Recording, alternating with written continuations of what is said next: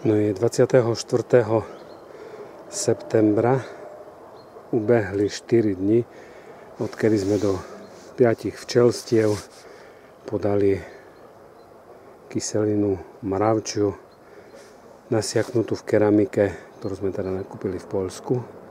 Ideme pozrieť na podložky a usúdili sme, že možno minulého roku bola chyba aj tá, že sme vlastne chodili na tie podložky pozerať vlastne každý deň, a keďže kyselina mravčia je ťažká a klesá dole, tak vlastne vysunutím toho šuflíka mohli sme tú koncentráciu podstatne znížiť.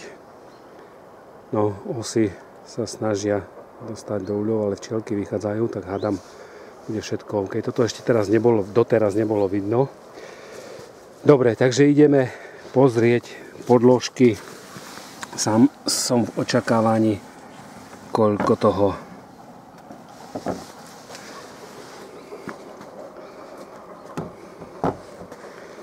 no, nie je toho extrémne veľa.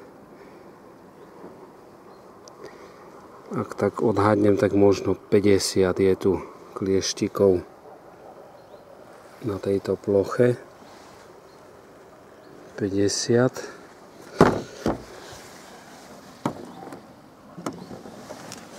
Pripomínam, že v úľoch je bezplodový stav, to znamená, že všetok klieštik je na včelách.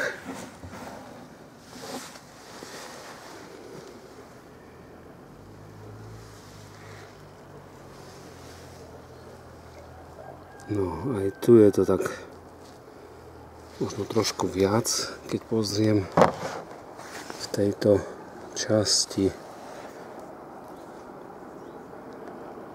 Aj tu je napadaný. Povedzme, že toto je 100. Povedzme, že toto je 100.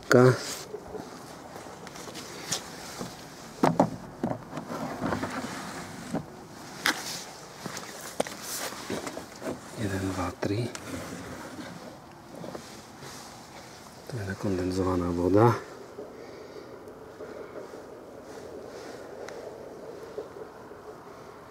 No i tu je to tak 50.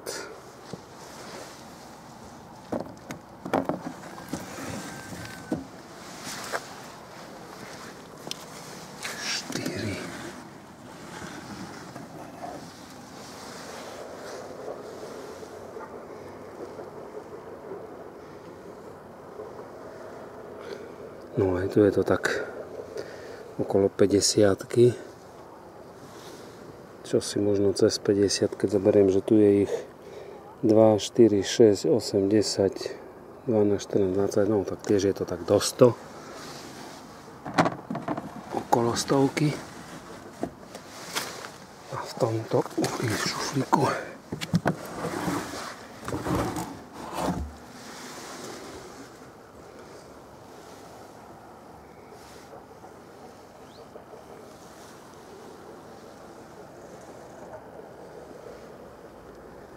no aj tu je ich taká tá 50-ka. To znamená, že po aplikovaní kyseliny mravčej spadlo, no povedzme, že je to 100 v každom úli. Na to, aké podložky sme už videli tohoročných spádov, tak to by bolo také veľmi optimistické. Môžem pozrieť, koľko je prirodzený spad, lebo tu je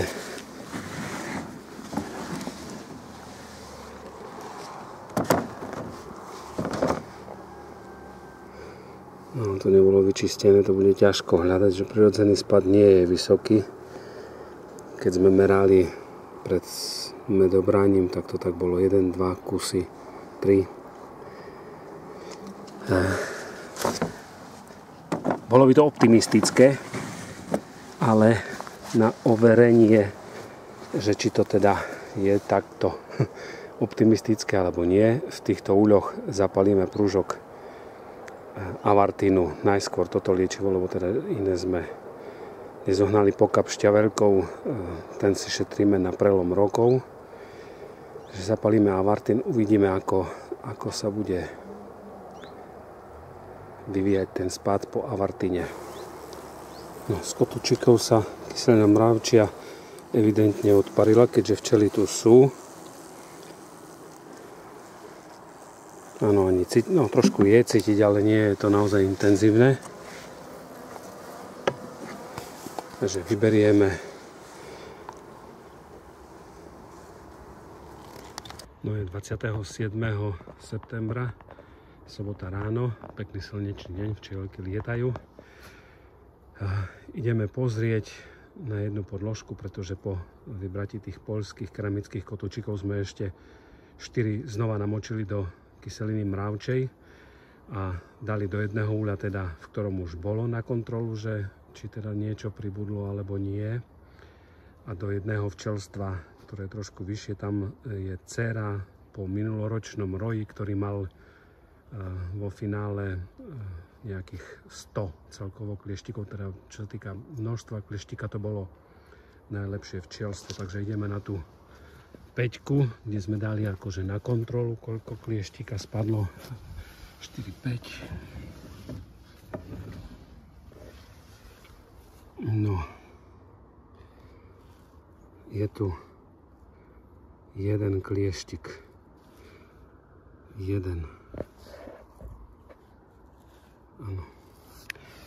To znamená, že spadla nejaká 100 po podaní kyseliny po prvom a po druhom už len jeden. Teda zdá sa, že optimisticky, že spadol všetok klieštik. Možno dnes, alebo teda v najbližších 2 dňoch zapalíme na kontrolu, a teda pravdepodobne aj do toho úľa číslo 5, keďže sme tam dali opakovane tú kyselinu mravčiu, zapalíme prúžok avartínu a uvidíme, čo spraví tvrdá chemia. No ešte pozriem teda ten. No, takže toto je úľ, v ktorom bol minulý rok usadený roj, ktorý mal jednoznačne najmenšie množstvo klieštika. To bolo tak do 100, poviem, na rozdiel od tých iných včelstiev, kde bolo, poviem, 300 a viac. No a tu sme dali, keďže matka sama spravila, alebo teda včely spravili bezplodový stav, tak tu sme podali kyselinu mravčiu, tie druhé 2 kotúčiky, a je tu nejakých 2, 4, 6, 8, 10, 12, 14, 16, dobre, poviem 20 klieštikov. 20. V tých ostatných úľoch to bolo okolo 100 plus minus. A to je 20. No, uvidíme, či to je teda genetikou. Aj tu môžeme potom na kontrolu zapáliť avartín. Je tu zaručenie bezplodový stav, pretože pred 7 dňami sme robili prehliadku. Chcel som zaizolovať matku, ale vlastne tým, že nebol žiadny plod, tak som ju neizoloval. Nechám to včielstvo teda neizolované.